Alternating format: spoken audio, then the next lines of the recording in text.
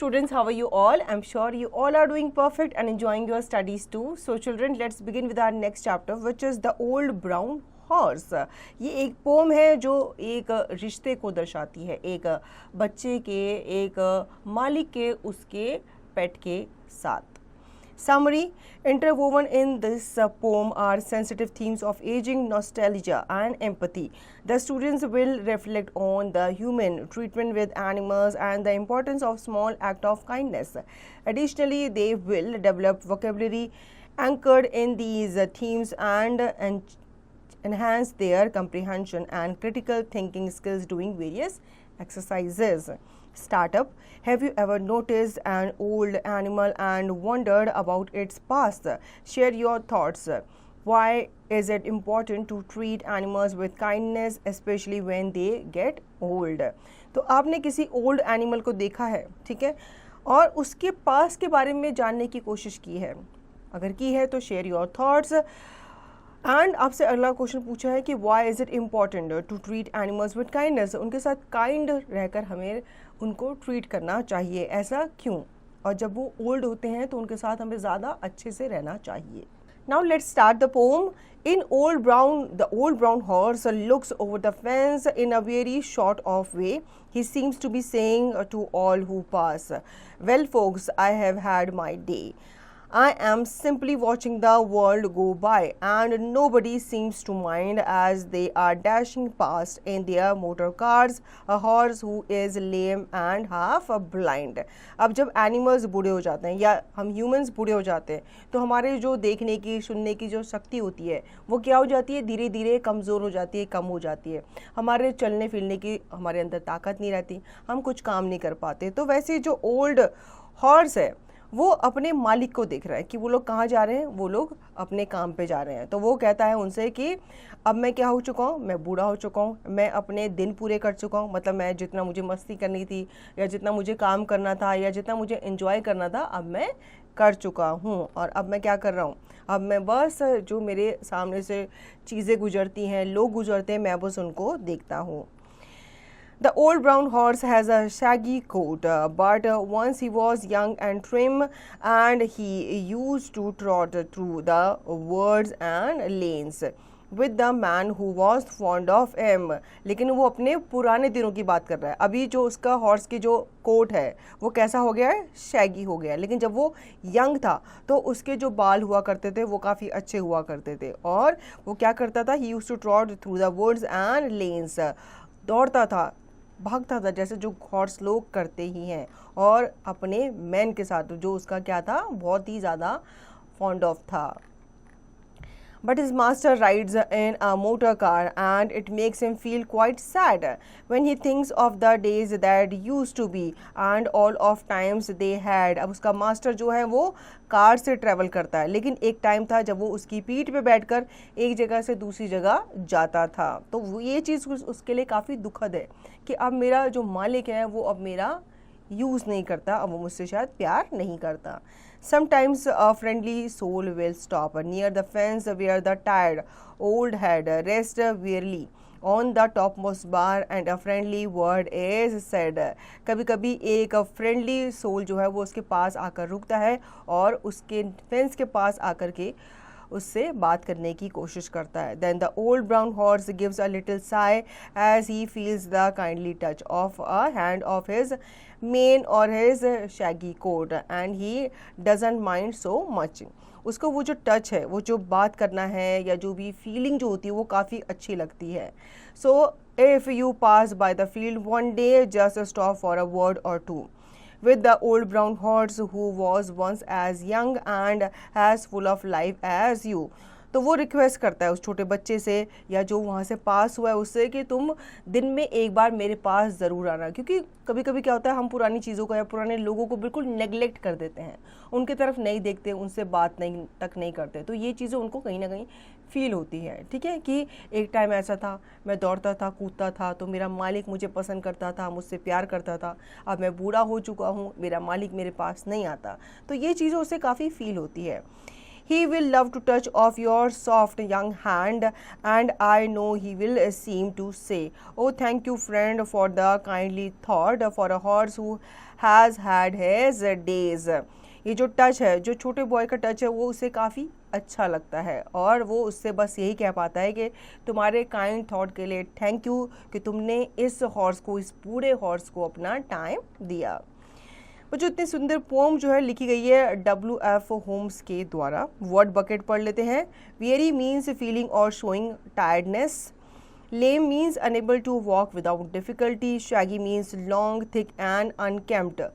फर और hair. Trim means in good physical condition.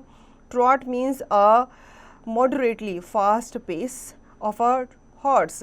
Sigh means a long, deep, audible breath expressing sadness or relief.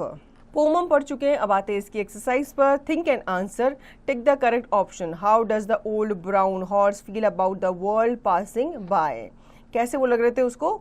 Indifferent लग रहे थे, क्योंकि वो अब क्या हो गया था, उनसे बिल्कुल अलग हो गया था। Read the following extract and answer the questions that follow. Extract 1. The old brown horse looks over the fence in a very sort of way. Why does the horse looks weary? Because he is getting old, or he has become old. Extract 2. So if you pass by the field one day, just stop for a word or two with the old brown horse who was once as young and as full of life as you. What is the poet's request to the reader? Reader से क्या request है? वो कहता है कि अब मैं क्या हो चुका हूँ, बूढ़ा हो चुका हूँ, तो मुझसे बात करने के लिए दिन में एक बार ज़रूर आ जाना जब भी तुम यहाँ से गुजरो। Let's move on to fill in the blanks with suitable words. The old brown horse looks over the fence in a saggy sort of way, or you can write weary sort of way. Write true or false for the following statements. The old brown horse is still young and energetic. No, it is false. He is getting older and older. He is not so young and energetic. Answer the following questions. Describe the condition of the old brown horse as mentioned in the poem.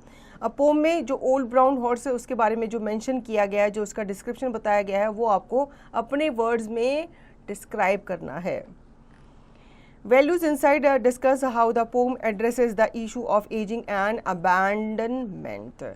How does the poet use imaginary to evoke sympathy for the old brown horse? Reflect on the significance of the poet's request to the readers. How does it enhance the poem's theme? तो आपको pome को पढ़ना है ध्यान से और इन questions के आपको आंसर देने हैं। Word power, complete the analogies using words from the pome. तो आपको पोम जो है वो ध्यान से पढ़नी है और यहाँ पे आपको इन एनालॉजीज को कंप्लीट करना है using words from the poem. ठीक है, तो सैगी इज टू नीट हुआ तो as a dash is too energetic, तो इसमें क्या आएगा? Young is too energetic. Identify the synonyms and antonyms of the given words from the poem. Words यहाँ पे दिए गए हैं, ठीक है, इनके आपको एंटोनिम्स मतलब ऑपोजिट और सिनोनिम्स सिमिलर मीनिंग वाले वर्ड्स ढूंढ करके पोम में से छाटने हैं और लिखने हैं। Match the actions word on the left with its correct definition on the right. Action word यहाँ पे दिए गए हैं, उनकी डेफिनेशन क्या हो सकती है, इनको मैच करना है। जैसे कि रन, रन का आपका डेफिनेशन है to move using your legs at the faster speed than walking. जब हम वॉक करते हैं तो मतलब धीरे धीरे चलते हैं, जब हम तेज तेज भागते हैं तो वो क्या होता है, हम रनिंग कर रहे होते हैं। ठीक है, complete the story below by filling in the blanks with the appropriate action words from the help box. आपको स्टोरी को कंप्लीट करना है, ठीक है, लेकिन यहाँ पे आपको कुछ हिंट दिए गए, उन हिंटों को आपको भरना है। One sunny morning my friends and I decided to dash a new hiking trail in the forest. तो आप यहाँ पे क्या लिखेंगे? A new, decided to hike a new hiking trail. इसी तरीके से आप बाकी के फिल इन द ब्लैंक्स को भी कंप्लीट करेंगे। Speaking time, imagine you had just return from a tour to the zoo and you meet a friendly stranger who is also a zoo visitor. On your way home, they start a conversation with you about your experience at the zoo. Work with a partner to create and role play this conversation. consider, including details about your favorite animals, interesting exhibits or any memorable experience you had. तो आपको क्या करना है, imagine करना है कि आप एक लंबे टूर से घर आए हो टू द ज़ू और उसके बाद आप अपने फ्रेंड से मिले हो, ठीक है, और अपने फ्रेंड से आपको उस जो आपने एक्सपीरियंस किया, जो भी चीज़ आपने ज़ू में देखी है उनके बारे में आपको बताना है।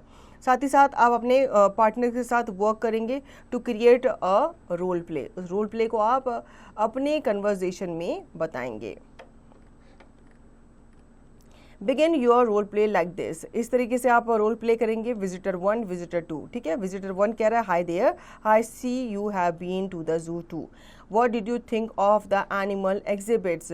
Did you have a favorite? Visitor 2 continue to the conversation sharing your thoughts and experience. अब आपको क्या करना है, यहाँ पे आपको इस conversation को continue करना है, आगे बढ़ाना है कि उन लोगों ने क्या क्या बातें की होगी। Life skill activity. The old brown horse in the poem feels valued and comforted when someone shows him kindness. Reflect on a time when you felt appreciated or supported by someone. Old brown horse जो है वो अब क्या feel कर रहा है, वो अब फील कर रहा है कि अब उसको कोई भी नहीं पूछ रहा, लेकिन एक टाइम था जब उसको वैल्यू किया जाता था, उसको कंफर्टेड किया जाता था, ठीक है। और आपको क्या करना है, एक टाइम आपको बताना है जब आपको भी अप्रिशिएट किया गया था और आपको भी किसी के द्वारा सपोर्ट किया गया था। Writing activity. Write a letter from the perspective of the old brown horse to his former master, expressing his feelings about the changes in his life. Include reflection on his past experience, his current state, and his emotions towards the way things have changed. आपको एक letter लिखना है, ठीक है, from the perspective of old brown horse to his former master. अपने master को अपनी feeling को एक्सप्रेस करना है कि कैसे चीज़ें जो हैं चेंज हुई है। ये चीज़ें हमारे साथ भी होती है। जब हम छोटे होते हैं तब हमारे साथ कुछ और होता है, चीज़ें अलग होती हैं। जब हम बड़े हो जाते हैं तब हमारे साथ अलग चीज़ें होती हैं, और जब बूढ़े हो जाते हैं तब हमारे साथ चीज़ें अलग होती है, ठीक है। तो हमारा जो पर्सपेक्टिव होता है वो टाइम के साथ क्या होता है, चेंज होता है, हमारा भी होता है, लोगों का भी होता है। तो ऐसे ही आपको क्या करना है, उस हॉर्स के रिगार्ड में अपने मास्टर को लेटर लिखना है। Project activity. Create a project about an endangered animal of your choice. Your project should include research, gather information about the animal's habitat, diet, behavior, and the reason it is endangered. Presentation. Design a visual display, poster, digital presentation, or brochure that highlights the key facts and includes images of the animal. Conservation efforts.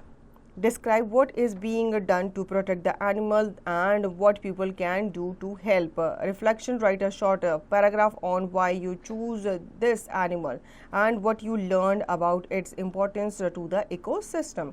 Present your projects to the class and to be prepared to answer questions from your classmates. आपको क्या करना है, project बनाना है। एक project आपको create करना है endangered animals के ऊपर। कोई भी चॉइस का आप अपना एक एंडेंजर्ड एनिमल चूज़ कर सकते हैं। उसके बारे में आपको ये सब पॉइंट्स को सर्च करना है, रिसर्च करनी है, इन्फॉर्मेशन लेनी है उस एनिमल के हैबिटेट, डाइट, बिहेवियर के बारे में, रीज़न जानना है कि क्यों वो एंडेंजर्ड हो रहे हैं, प्रेजेंटेशन बनानी है, साथ ही साथ कंजर्वेशन एफर्ट्स। ऐसा नहीं है कि उसको एंडेंजर्ड होने देना है, कुछ हमें एफर्ट्स भी डालने पड़ेंगे कि उस विलुप्त होती हुई प्रजाति को कैसे बचाया जाए। और रिफ्लेक्शन क्या होगा, ठीक है। तो अपना जो प्रोजेक्ट है वो प्रेजेंट करेंगे आप अपनी क्लास के सामने, और साथ ही साथ अपने क्लासमेट से उस प्रोजेक्ट से रिलेटेड क्वेश्चन आंसर भी पूछेंगे। So children, I hope you enjoyed the chapter very well. Now you will revise the chapter and practice the given exercise to understand the chapter thoroughly.